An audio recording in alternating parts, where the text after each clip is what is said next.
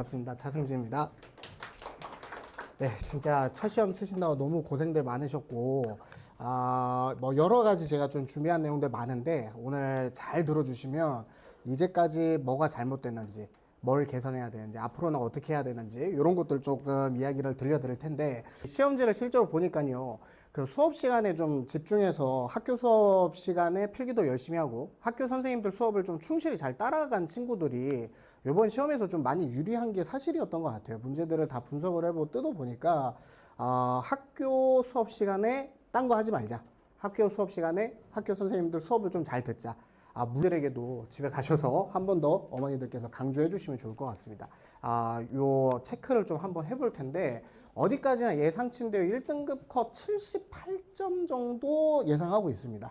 78점 정도. 높아지면 한 82점 정도 되는데, 지금 객관식을 다 맞은 친구들 거의 없는 것 같아요.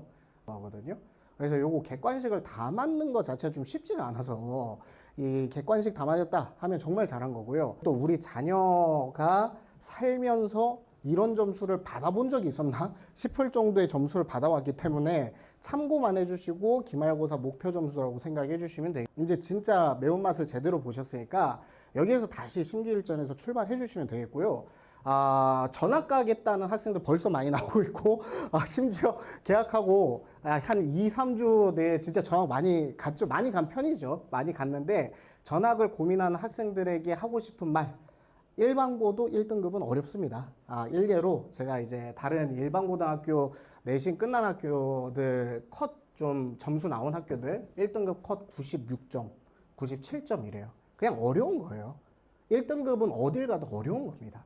아시겠죠? 그러니까 이왕 자사고에 왔으면 그 자사고에서 내가 무엇을 할 건지, 앞으로는 뭘 어떻게 해야 되는지가 더 중요하고요. 그러니까 목표가 뭔지를 한 번 더 생각을 해주시는 게 지금 필요한 전략입니다. 내가 왜 자사고에 왔는가?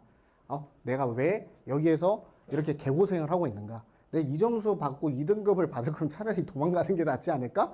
이런 고민들을 할 때 좀 진지하게 고민을 해주셔야 돼요. 일반고도 1등급은 어렵습니다. 그냥 1등급은 그냥 원래 어려운 거예요. 1등급은 그냥 어려운 거니까 요거를 좀 냉정하게 좀 생각을 해주셔야 되고요. 저는 사실 제가 원하는 거는 우리 아이들이요.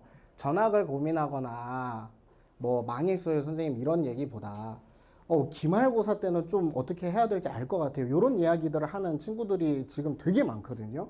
저는 이런 마인드를 가지고 있는 친구들이 정말 박수받아 마땅하다고 생각합니다.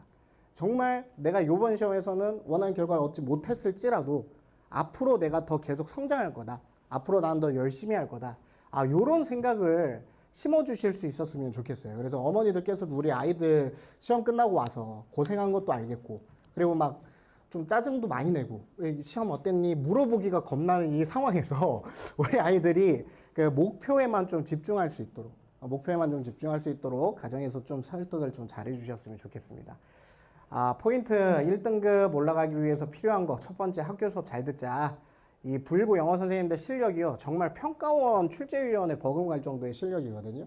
정말 영어 실력이 출중하시니까 학교 수업 좀 힘들어도 잘 따라가고, 학교 수업 시간에 이해가 안 가는 게 있으면 저한테 물어봐도 되고, 선생님 이거 학교에서 이렇게 설명했는데 뭔지 모르겠습니다 하면은 제가 또 거기에 답변을 해주거든요. 그 다음에 두 번째가 중등시험이 아니기 때문에 여러 번 봐야 돼요. 하여튼 여러 번 봐야 되고, 요번 시험에서 시험이 어려웠던 이유는 또 1, 2, 3, 4, 5 선지 구분하는데 좀 시간이 많이 쓰였죠. 이거는 이제 그 냉정하게 얘기해서 선지 선별이 어려웠다는 건 이제 단어 모르는 게 좀 많았다는 뜻이거든요, 사실은. 그래서 요번 기말고사 때는 제발 미리미리 해커스 복화 좀 외울 것 요거라도 좀 해놓고 요거라도 좀 하면서 좀 기말고사 대비가 좀 출발이 됐으면 좋겠습니다. 그리고 요번에 90개 지문 정도 시험 범위 잡혔는데 전부 다 뭐 고3 수준이고요. 상당히 어렵고요. 엄청난 어휘 수준, 고3 수능 기준에 해당하는 혹은 그 수준을 벗어나는 단어가 210단어 정도 나왔습니다. 그러니까 아무리 영어 공부를 열심히 하고 내가 영어에 자신 있어도 모르는 단어가 당연히 나올 수밖에 없었던 시험지였고요. 요거는 이제 우리 수업 시간에 어떻게 해결하는지 다 아이들에게 이야기를 했기 때문에 요거 단어 모르면 틀린다 그런 개념이 아니거든요. 이거 접근하는 방법이 좀 달리 있는데 일단 기말고사 때는 지문을 좀 여러 번 봐줬으면 좋겠어요. 쉽게 얘기해서 영어 공부를 좀 더 많이 했으면 좋겠어요. 특히 우리 학생들. 이 영어 공부를 중학교 때 자꾸 생각하니까 공부 시간하고 공부의 양, 그 다음에 쏟아붓는 정성이 자꾸 줄어들거든요. 근데 그런 학생들이 이번 중간고사 때서 적지 않은 충격을 받았을 거란 말이에요. 분명히 시간도 없고 문제를 봤는데 뭔 말인지도 잘 모르겠고, 그리고 지문을 읽는데 이게 시험범위 지문이 맞나? 싶은 친구들도 많았을 거고, 요거는 전부 다 이제 시간과 정성의 문제입니다. 그래서 요번 영어 내가 좀 점수가 마음에 안 든다 하면 좀 영어 공부를 먼저 하는 공부 습관을 좀 가지는 게, 이거 겨울방학 때도 제가 개강하기 전에 설명할 때도 여러 번 강조했는데, 영어 공부 먼저 해놓고 좀 딴 거 할 수 있도록 전략을 좀 바꿨으면 좋겠어요. 어려운 지문이 많이 있으니까 시험지를 딱 봤을 때 기억이 나는지 안 나는지, 여기에서 일단은 2, 3등급권이 좀 갈린다. 그리고 1등급과 2등급의 차이는 이제 선지로 구분하는 건데, 이 1번 문제가 본의 아니게 킬러 역할을 했어요. 1번 문제가. 1번 문제 엄청 틀렸는데요. 이거는 또 제가 할 말이 많아요. 1번 문제 정답 선지가 보시면 여기 패러독스라는 단어가 나오는데, 요거는 파이널 때도 제가 강조를 많이 했었고, 본 수업 할 때도 제가 강조를 했었는데요. 기출 제대로 분석했는데 파라독스라는 단어가 머릿속에 없다? 하면 그건 기출 분석을 잘못한 거예요. 파라독스라는 단어는 특히나 언제 쓰이느냐, 비교대조 지문을 제목으로 문제를 만들 때 그냥 기출문제 풀어봤는데 객관식 다 맞던데요? 그건 기출 분석이 아니죠. 어떤 지문에서 어떤 단어들이 자주 나오는지, 요거 말고도 단어 제가 필수로 몇 개 외우라고 했었는데, 그런 단어들 중에 요번 시험에서 등장한 단어들이 또 몇 개 더 있거든요.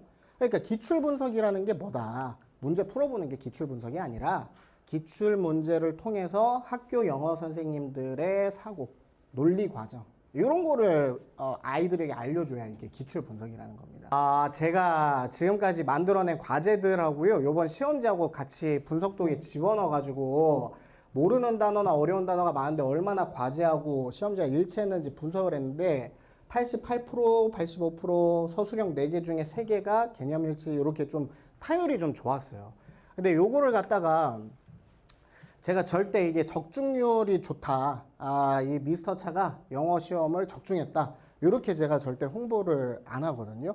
왜 그러냐면, 우리 아이들한테도 제가 수업 시간에 얘기를 해줬는데, 또 마찬가지죠. 뭐 이런 거를 제가 적중했다고 홍보하지 않는다는 거예요.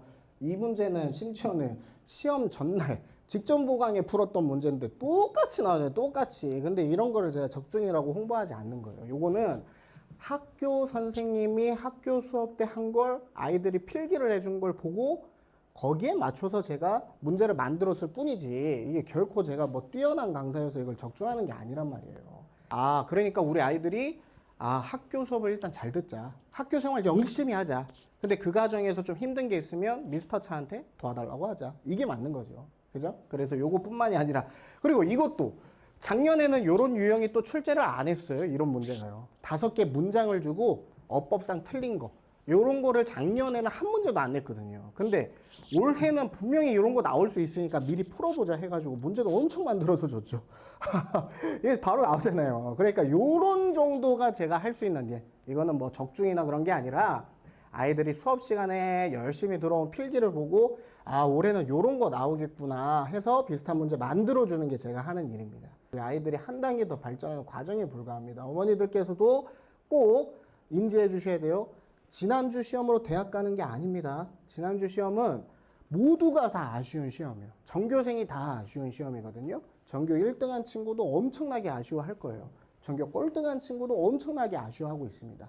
그러니까 모두가 다 아쉬움이 넘치는 시험이기 때문에요, 그 아쉬움들을요 정리를 해가지고 기말고사 때 실천하면 됩니다. 조금 드리고 싶은 공부에 관련된 코칭 한 가지가, 스카 보내세요. 스카 자습하게 하세요. 자습하면서 중간고사 때 내가 뭘 놓쳤는지, 그리고 또 집에서 어머니들 제일 화가 나는 포인트가 뭐냐면, 학원에서 과제 받아왔는데 너무 깨끗하면 화가 나거든요. 우리 아이들한테 놓쳤던 과제 한번 다시 보라고 해주셔도 좋고요. 아까 말씀드렸던 것처럼 해커스 단어 미리 외워와도 좋고, 어법이 부족한 친구들은 어법급 미리 좀 풀어봐도 좋고, 나는 독해가 좀 딸렸다 이번에, 그러면 수능 시간 미리 풀어봐도 좋고, 자습할 수 있는 시간을 좀 확보를 해주셔야 됩니다. 그래서 월요일이랑 화요일 이렇게 이틀 동안 다시 감을 좀 회복시킨 상태에서 화요일 저녁에 기숙사 돌아갈 수 있도록 이렇게 해주시는 게 이제 기말고사로 이어지는 가장 좋은 루트입니다. 그래서 오늘 여기서 마치겠습니다. 감사합니다.